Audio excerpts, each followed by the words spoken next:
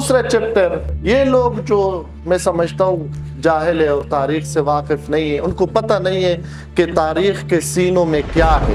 تاریخ بہت گہرا ہے۔ یہ لوگ جو کہتے ہیں کہ امام حسین کے قاتل شیعہ ہے، یہ دلیل پیش کرتے ہیں کہ امام حسین کی شہادت کوفہ میں ہوئی۔ کوفہ شیعہ ہے تو قاتل شیعہ ہے۔ ہم اس مغالطہ، یہ غلط فہمی کا جواب بھی دیں گے۔ اس کا دو جواب۔ پہلا جواب، اگر کسی مقتول کو ایک خاص جگہ میں یا ایک خاص مکان میں قتل کیا جاتا ہے، یہ کوئی دلیل نہیں ہے کہ اس علاقے کے لوگ نے اس کو قتل کیا۔ مثلا خلیفہ ثانی مدینہ میں قتل ہوا، ہم نے نہیں کہا سنیوں نے قتل کیا، ہم نے نہیں کہا مدینہ والوں نے قتل کیا۔ خلیفہ ثالث عثمان مدینہ میں قتل ہوا، ہم نے نہیں کہا سنیوں نے قتل کیا، ہم نے نہیں کہا مدینہ والوں نے قتل کیا۔ حضرت امام علی سلام اللہ کوفہ میں شہید ہوئے، ہم نے نہیں کہا کہ کوفے والوں نے قتل کیا۔ کیوں جب باری ہمارے پاس آتی ہے امام حسین کے قاتل شیعہ ہے، ادھر آپ لوگ معین کرتے کہ قاتل فلان ہے، قاتل فلان ہے، جب امام حسین کے پاس آتا ہے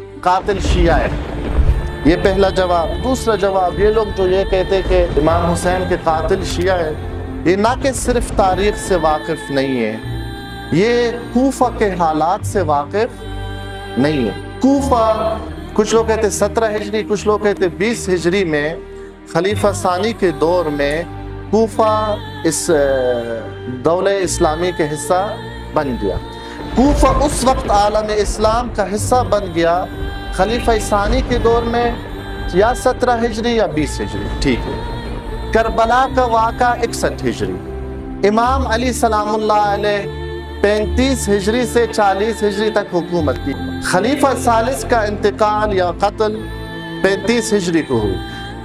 خلیفہ ثالث کے بعد مولا علی کو خلافت، یہ دنیاوی خلافت ملی، ٹھیک ہے۔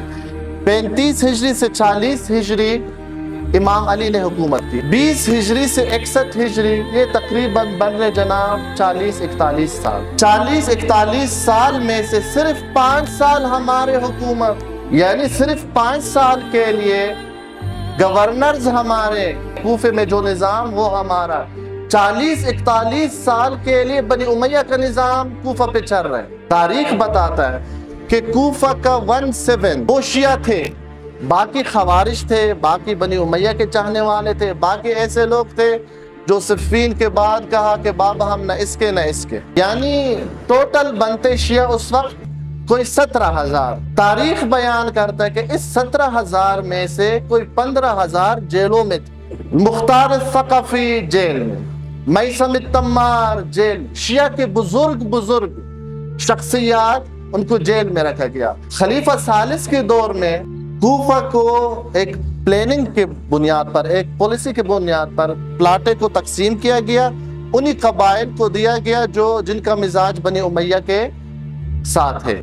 پھر کس بنیاد پہ آپ لوگ کہتے ہیں کہ قاتل شیعہ ہے؟ آپ کی خدمت میں چند ایک گورنرز کا نام لیتا ہوں تاکہ آپ کو اندازہ ہو کہ بنی امیہ نے کیسے لوگ کو گورنر بنایا کوفے پر۔ مثلا زیاد بن ابی اس کا باپ کا نہیں پتا۔ تاریخ طبرانی کہتا ہے کہ زیاد بن ابی کے دور میں 50,000 شیعہ کو ان کو باہر بھیجا گیا، یعنی کوفہ سے نکالا گیا۔ کدھر گئے؟ کچھ خراسان گئے، کچھ یمن واپس گئے، کچھ لبنان آئے۔ سب سے بڑا قبیلہ شیعوں کا قبیلت بنی ہمدان، اصل ان کا یمن کا۔ آج کوفہ جاؤ آپ کو بنی ہمدان کا ایک بندہ نہیں ملتا۔ کیوں نہیں ملتا؟ کدھر ہے بنی ہمدان؟ ان کو باہر نکالا گیا، ان کے سرداروں کو، ان کو بزرگوں کو جیل میں رکھا گیا، پھر ان کو باہر بھیجا گیا۔ کوفہ کا ایک گورنر کا نام تھا عبد الرحمن بن ربیعہ۔ یہ عبد الرحمن بن ربیعہ کون ہے؟ اس کا ماموں معاویہ ہے۔ ایک ایسے لوگ انتخاب کیا کوفے کے لیے۔ ایک گورنر کا نام تھا الضحاک بن قیس الفہری، یہ تو بڑا عظیم ہستی ہے۔ جب معاویہ فوت ہوا، معاویہ پر نماز میت پڑھانے والا یہ تھا، یعنی یہ خالص بنی امیہ کے لوگ تھے۔ اگر یہ کوفہ ہمارا ہے، اکثریت شیعہ ہے، اس پر ہمارا ہولڈ اور کنٹرول ہے، جب مسلم جیسے ہستی جو ہمارے لیے ایک مقدس ہستی ہے، امام حسین کا سفیر ہے، ایمبیسیڈر ہے، نمائندہ ہے، جب وہ کوفہ آ رہا ہے، چوری آنے کی کیا ضرورت ہے؟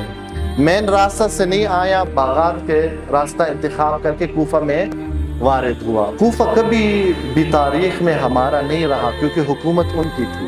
41 سال میں سے صرف 5 سال امام علی نے حکومت کیا کوفہ پر، اور ان کو حکومت کرنا بھی نہیں دیا۔ قاتل کھلا کہتا ہے کہ مجھے ناز ہے کہ میں نے حسین کو قتل کیا، اور اے کاش میرے بزرگوں آج زندہ ہوتے، کیونکہ بدر کا حساب برابر ہو گیا۔ شہید مقتول خود ان کو جب مخاطب کرتا ہے کہتا ہے یا شیعت آل ابی سفیان، کہ اے آل ابی سفیان کے جماعت اور شیعہ۔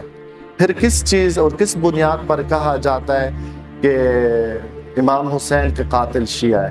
تمام حقیقت تاریخ طبری میں ہے، تاریخ ابن الاثیر میں ہے، تاریخ ابن خلدون میں ہے، فی البدایہ والنہایہ، فی الصحیحین، فی مسند ابن احمد ابن حنبل، تمام حقیقت آپ کے کتابوں میں ہے۔ آپ صرف مطالعہ کرو، آپ کو پتہ چلے گا کہ امام حسین کے قاتل کون ہیں، آپ کو پتہ چلے گا کہ کس نے اسلام کے ساتھ دھوکہ دیا، آپ کو پتہ چلے گا کہ امت نے کیا زیادتی کیا رسول پاک کے ساتھ۔ درود بھیجے محمد والے محمد۔